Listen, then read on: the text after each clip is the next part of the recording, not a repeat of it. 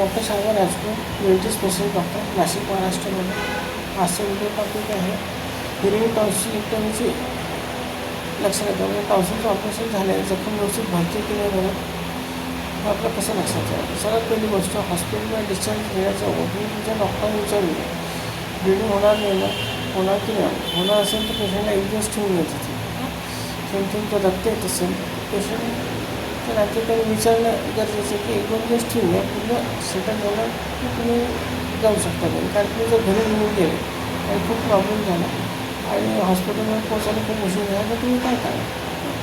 आता जखम बरोबर भरते नाही बरं त्यासाठी कसं आहे की अँटीबायोटिक पेशंट घेतो की नाही वेळेवरती आणि भरपूर गोष्टी असतात त्यात. आणि त्यात कसं व्हिडिओ बघणं अजिबात सफिशियंट आहे. व्हिडिओच्या डिस्क्रिप्शनमध्ये लिंक दिलं त्या लिंकवर क्लिक करा आणि डिटेलमध्ये माहिती मिळून हे फार गरजेचं आहे. तुमच्या पेशंटची जखम व्यवस्थित भरती की नाही हे तुम्हाला माहीत असणं गरजेचं आहे. ओके, तरच तुम्ही काय समजू शकाल आणि डॉक्टरला तुमच्या ENT सर्जनला कळू शकाल. नाही तुम्ही कसं काय सांगणार. पहिल्या दिवशी आम्ही फक्त आईस्क्रीम खायला सांगतो पेशंटला.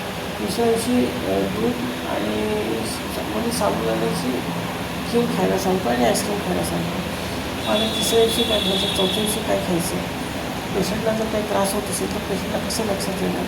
खपल्या पडतात नाही पडत तोंडात नाही पडले तर न्यायचं नाही की नाही.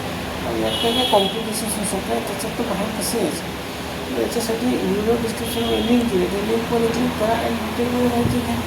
आणि हा व्हिडिओ पाहणं अजिबात सफिशियंट नाही आहे. तेव्हा तो पूर्ण आर्टिकल भेट तुम्ही त्याला ENT स्पेशलिस्ट डॉक्टरकडे त्यांच्याकडे भरपूर पेशंट असतात. तुमच्याशी इतका वेळ बोलणं त्यांना वेळ नसतो.